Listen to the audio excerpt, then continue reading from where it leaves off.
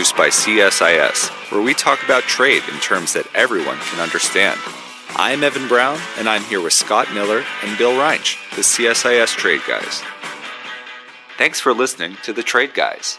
On this episode, we'll dive into 2 tariff and investment deals with the ROK and the EU, including an effort to make American shipbuilding great again. We also cover the latest in China negotiations. All this and more on the Trade Guys.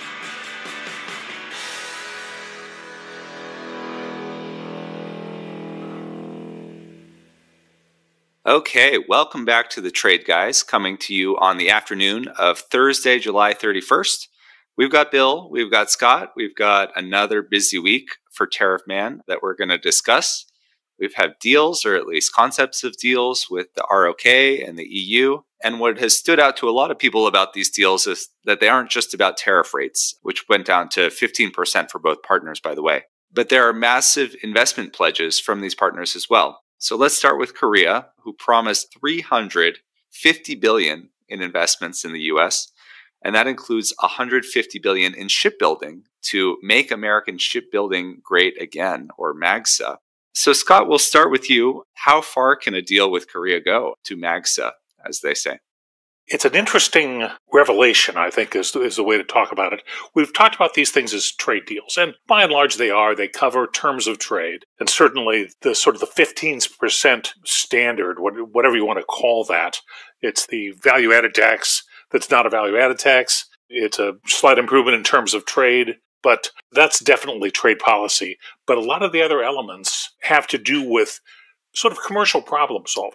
And as I see it, Team Trump is showing that there are a couple issues they want to really focus on. One of them is energy exports. Now, energy is interestingly not part of the GATT. It follows the Adam Smith rules worldwide. Hydrocarbons are unique in that respect. They've just never been bargained for in the GATT or WTO system. So there aren't bound tariffs. There aren't any particular disciplines associated with energy trade. But Team Trump definitely wants to focus on U.S.-sourced liquefied natural gas. It does help with the trade deficit, which is, of course, a longstanding Trump complaint. And to the extent that energy purchases are part of the balance of payments, that's good for the U.S. But it's also an area of U.S. worldwide advantage. We have an abundance of hydrocarbons, and in particular have a technological edge in natural gas. Production of natural gas is an American advantage. So he's focused on that. They tend to pick out sectors where the trading partner has an edge or is expertise, I guess that would be a better way to call it, expertise in an area that the Trump administration has defined as a key national security sector. In the case of South Korea, purchase of liquefied natural gas is part of the deal, as is an investment and what appears to be technology sharing in shipbuilding. Now, Korea has a world-class shipbuilding industry. The United States does not. I guess we have to go back to 1920 and President Wilson, or the autopen version of President Wilson, perhaps. Nobody's really sure who signed the Jones Act, but it's the Merchant Marine Act of 1920, and it restricts the U.S. port-to-port services to U.S.-built ships under U.S.-flagged and U.S.-crewed ships. So because of that law and 100 years of time passing, what the U.S. shipbuilding industry builds a lot of are barges and tugboats, which is what we use on our internal waterways, like the Mississippi River. And we're not really competitive elsewhere. And that's a problem for Congress and for the administration. This may be part of the cure. It's very interesting because it's similar in effect to the Nippon Steel purchase of U.S. Steel. U.S. Steel was an interesting purchase for Nippon Steel because domestic production was part of the Buy America programs, both this administration and the prior ones. But Nippon Steel had technology they could apply to make the U.S. facilities more competitive. And so I think that may be what happens here. It seems like a big industry to turn on a dime, and I'm not sure that'll work. But at least that's a component here. And I find it quite interesting that 15% is basically what people have accepted. It helps make U.S. exports a little more competitive. It helps make U.S. production a little more competitive just by the versus European or Japanese or Korean imports, which were the goals of this program. And then we get this shipbuilding thing, which has the feel of a smart idea that may or may not be too late. We missed the boat entirely, or we're just doing stuff that we should have done 50 years ago? Like I said a couple of weeks ago, that ship has sailed, I think. And so, yes, we missed the boat on shipbuilding. I think it's gone. I don't think the analogy with Nippon Steel is exactly apt. Nippon Steel took over an operating company that was producing steel that was, I mean, you can argue about its viability, but it was not going to go bankrupt anytime soon, I don't think. And so Scott is exactly right about their commitments, which is to make some technological improvements, but they weren't starting from scratch. Whereas with shipbuilding, we virtually are. And there are shipyards in the United States. In fact, the Koreans own one. The Hanwha company bought the one in Philadelphia, which is a historic shipyard. And, is beginning to get the occasional contract to build more than barges and tugboats. But there's a long way to go. And whether it's going to be possible for the U.S. to restore that industry, or even whether it should, is going to be an interesting question. The fact that if we do it, we're going to do it with Korean money and Korean financing is, I think, clever on Trump's part, because it means the United States is not going to be spending the money. The Koreans are. So if it fails, we're not out. They are. We'll see. I mean, a lot of what he's done with these agreements is to try to bring in other people's money. And that's, if that succeeds, that's fine. I confess to some skepticism, moving off from shipbuilding for the moment. First of all, just on the investments, experience suggests that these investments, and it's not just the Koreans at 350, it's the Japanese at 550, it's the EU at 600. These things start out with great fanfare and great applause by everybody. They rarely end up producing 100% of what's promised. And I don't think it's necessarily because the potential investors are lying. I think it's just that economics and reality get in the way, and differing interpretations of what people agreed to get in the way, which is what I really want to talk about. In the EU case, for example, they committed to $600 billion in investment. It's not clear how much of that is new investment as to how much of it is current investment. That's to be settled. But Commission President von der Leyen said after the meeting she had with Trump that, well, we can work on that, but in the end, that's not EU money. That's going to be private company money. And whether they put it up or not, it's going to be up to them. We can't make them put it up. So, it may be 600. It may be very different from that.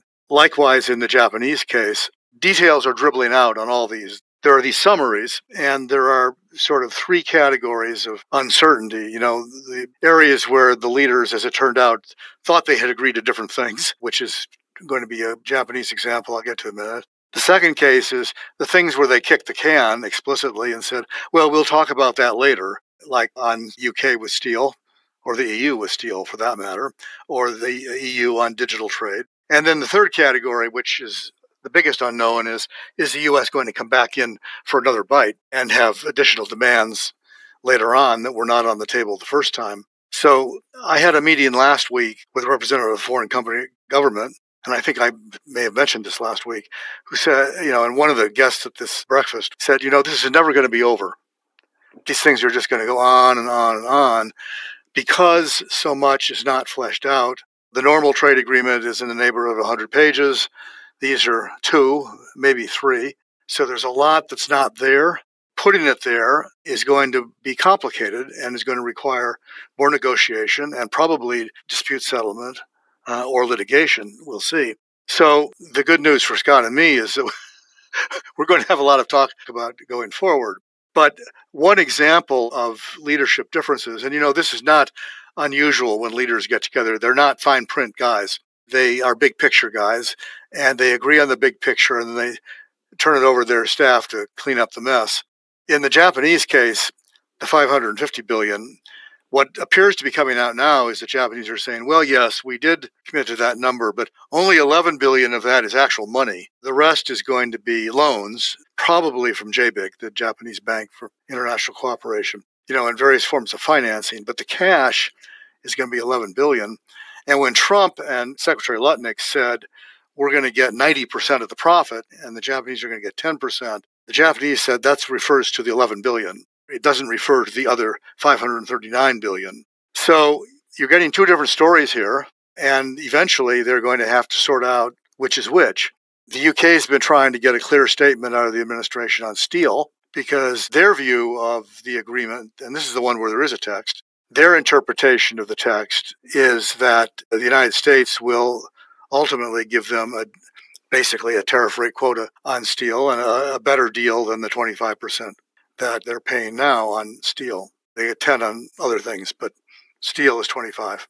The statement doesn't exactly say, the text doesn't exactly say that. The U.S. has never confirmed that.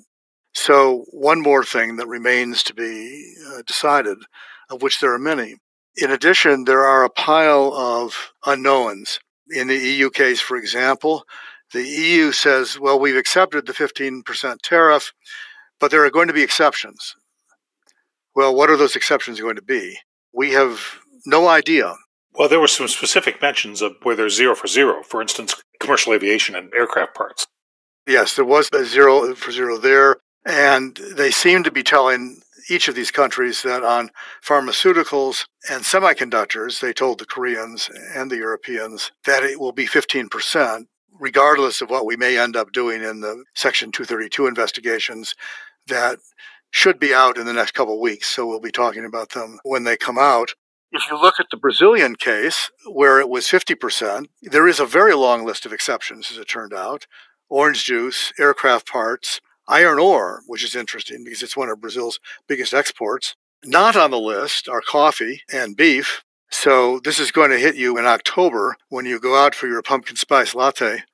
You know, you're going to find that it's more expensive because the cost of Brazilian coffee is going to go up, and we'll see how much of that gets passed on. My guess for coffee is that if it's 50%, most of that's going to get passed on. So you've got unknowns like the exceptions. You've got unknowns on, like I said, is the investment new money. You've got unknowns about some of these 232 investigations. It appears that for pharmaceuticals and chips, it won't be 20, whatever he says, maybe 25. The others have been 25. The additional tariffs won't be stacked on top of the 15. They'll be separate or not. We'll have to wait and see about that. And then, of course, there's other 232s coming out. Minerals, aircraft, trucks, drones, and polysilicon, all of which are waiting in the wings. So these things are outlines of agreements. They're concepts of agreements. They're not actual agreements, which means there's an awful long way to go before we have clarity. Well, yes, I'm sure they'll continue to do the work. I am amazed, though, that the agreement with Europe seems so one-sided because Europe has the lowest growth of any of the major economic units. It's been deindustrializing for some time, mostly due to the high energy costs that were sort of an own goal on the part of the Europeans and exacerbated by the conflict with Russia. And this seems to nudge them further in that direction because basically they're committed to buy U.S. LNG, which is more expensive than alternatives like Qatar, certainly more expensive than the Russian energy they were buying 5 years ago. And some of those investment dollars are going to be used to take by European companies to establish U.S. locations. And here in the U.S., you have a newly established permanent tax law that is very favorable. You have a lot of deregulation happening. Most recently, the change by EPA and the carbon dioxide endangerment finding is going to be a major deregulatory move forward. And finally, a really good use for the friendly folks at DOGE, which is they're taking AI and looking through the entire code of federal regulations and trying to determine which ones are obsolete and duplicative and try to clear house on a systematic basis. So all of that plus our current energy dominance, the current trade measures like the 15% tariff that incentivize U.S. production rather than imports, all of which really looks like this is an assisted suicide for Europe in terms of industrial output. And I don't know how they're going to survive that. Well, first, if DOGE does as good a job on regulations as they did on destroying the federal civil service, it's going to be a disaster of significant magnitude, I think. But going back to Europe, a lot of the commentary in Europe seems to track what Scott just said. We got taken. I don't think it's that simple. And we'll see how it plays out. As I said, on the investment commitment, it's not clear how much that will end up amounting to. It sounds as though the EU isn't going to can't force companies to do that, so companies will have to decide on their own if it makes economic sense or not. On the LNG purchases, and I don't know the answer to this, if listeners know, they should write in and tell us. The questions that have come up is they've committed to buying $750 billion worth of energy over 3 years. I gather that's about 3 times what they're doing now. And the two questions that have come up have been, one, do we have that much to export? At the same time, the Koreans are going to be buying more and other countries are going to be buying more. Do we really have that much? And two, do the Europeans need that much? I understand Scott's pricing point, but there needs to be a little bit more supply analysis done before we decide how serious that commitment actually is. I also think there's some areas, that didn't get touched. They didn't do anything on the DMA or the DSA, despite pressure on that. They did make a commitment on internet taxation, but I don't think that was something that the Commission was likely to do anyway. On defense purchases, which was another element of the agreement, I would guess that what they agreed to do is pretty much what they were going to do anyway. So it sounds good and is good, I think, but I'm not sure that it's an increment of note above and beyond what was going to happen anyway. And in the end, as this thing rolls out, the question will be, how many exemptions are there? Are there going to be other places where they're going to get a deal? I mean, you have to put it in context, too. As I've said many times, there's no good news in any of these scenarios. There's bad news and less bad news. But I'm inclined to think that the EU deal may be in the less bad news category. You may well be right, Bill. I did notice that the commentators who were most critical of the European Commission's agreement with the U.S. usually combine it with a couple others. One commentator talked about the hat trick of own goals. Apparently they had a very rough summit with China just a few days ago, and that there was some alienation of Qatar. Qatar is their leading LNG supplier, leading natural gas supplier, I should say, at this point. And there was a squabble over basically the sustainability due diligence rules that Europe is trying to implement. So it was a bad week for European diplomacy. The thing that just made me sad about it has been, it really represents the normalization of protection and the normalization of tariffs. Back in March, if anybody in the EU had said, well, we ought to take a 15% tariff, they would have been thrown into the North Sea. And here now, they're doing it. The Koreans and the Japanese, their initial ask was, we want 0, and they're accepting it. 15 has become normal, which I think is not good for global growth, not good for global welfare. Our colleague Phil Luck is going to be putting out a paper on that soon, I think. But I don't think Trump cares about global welfare. He cares about American welfare. We'll see if this is better or not. I see inflationary clouds gathering, but it's too soon to say. Now, of course, there are still countries with no deal at all, or maybe even more vague deals than the ones we've looked at. Mexico just received another 90-day extension as talks continue there. Perhaps the biggest remaining question is, how will things settle out with China? We saw the administration freeze some export controls on important NVIDIA AI chips, industrial magnets, as talks are ongoing about a possible Trump-Xi summit. So, Bill, do you see this as a temporary measure, or is this the start of a real shift in U.S. tech controls, a real relaxation? Well, I think first the whole thing's going to drag out for quite some time. The deadline was already late. It was August 12th. It went in Stockholm, apparently negotiated a 90-day extension. Trump was supposed to sign off or not on that today. We don't, as of this moment, don't have any word about what he decided. My guess is he'll sign off on it and they'll continue to talk about it. And I think the consensus here, and there's a lot of distress about it, is that export controls have become a card to be played in the trade game, that we put them on to squeeze the Chinese, and then we took them off to unsqueeze the Chinese and try to entice them into a meeting and a negotiation. And so it doesn't seem like the president, at least, has just a firm, absolute commitment to keeping these things in place for national security reasons. There's a lot of people that are upset about that. Both parties in the Congress are upset about it. And it appears there are people inside the administration that are upset about it. Whether it's merely an instrument of a negotiating tactic to try to get a deal going, I think isn't clear, because at the same time that we've been holding off on new controls and pulling back on the H20 chip, which is the one that Evan just mentioned, at the same time, you have hints, not just hints, statements coming out of the administration about what really is a fundamental difference of policy from the last administration. You've got David Sachs, the AI czar, and Secretary Lutnick saying, what we really need to do if we want to maintain technology leadership, if we want to maintain AI leadership, is flood the zone. We want everybody in the world to be buying our tech stacks, to be buying our chips, to be buying our data, building our data centers. And that's the way we keep the advantage over the Chinese. We become the global standard. It brought back memories because that's exactly the same speech I gave about encryption in 1996 and 1997, which ended up being pretty much the administration's policy. Control at the very high end, but at that point, the Clinton administration decided that if the world was going to adopt encryption, we would be better off if they adopted ours rather than somebody else's.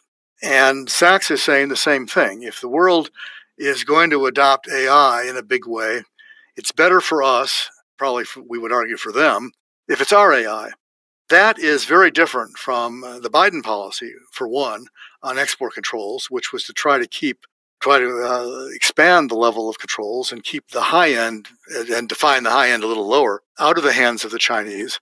And the policy that Sachs is articulating and that Lutnick is articulating, Lutnick was the one who said we want the Chinese to be addicted to our chips, which I think is impossible. I think they've decided to go their own way. But that's a good goal for the Frito-Lay company, but probably not for the IT industry.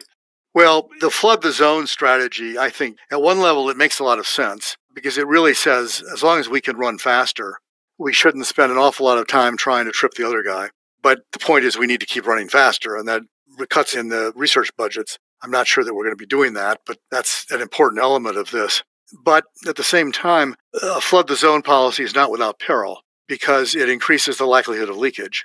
And if you start selling a lot of this stuff, particularly the high-end stuff, to countries that are not reliable partners, that are not trusted partners, they're going to end up in China, which if the administration has also said is not what we want.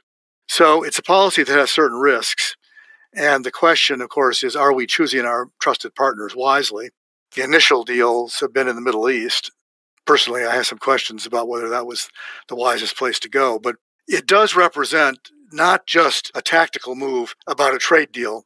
It represents really a change in the administration's policy about export controls and AI leadership. So I think you have to look at it from both perspectives, not just one.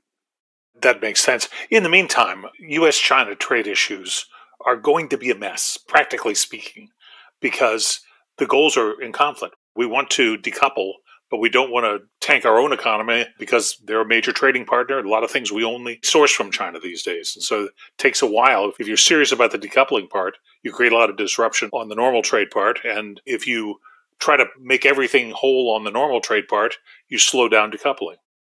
Well, and what we've learned just in the last few months, although the Chinese have been signaling this for a couple of years, is that we can't decouple successfully right now because they've got stuff that we don't have and stuff that we need, namely selected minerals, and more important, their ability to process them. Now, eventually, that becomes a declining asset as we and other countries develop alternative sources of supply and alternative methods of sources of production and processing. But right now, we have a problem. And it takes real work and real capital to change that. And it takes confronting the NIMBYs. Yes.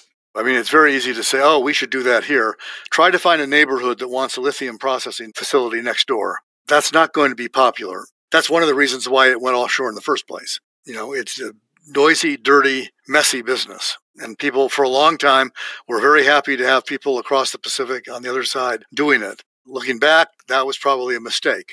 But recovering from it is going to take longer and be more difficult, I think, than people think.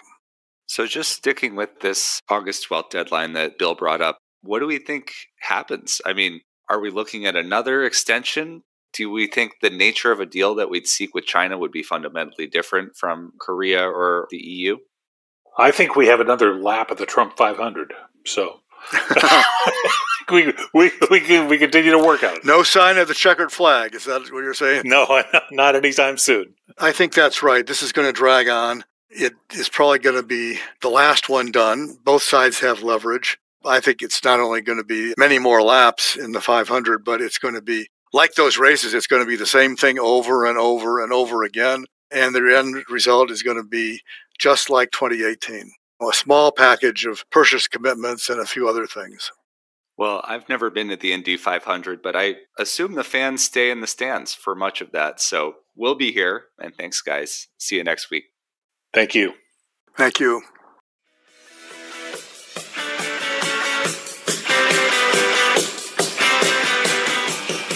You've been listening to The Trade Guys, a CSIS podcast.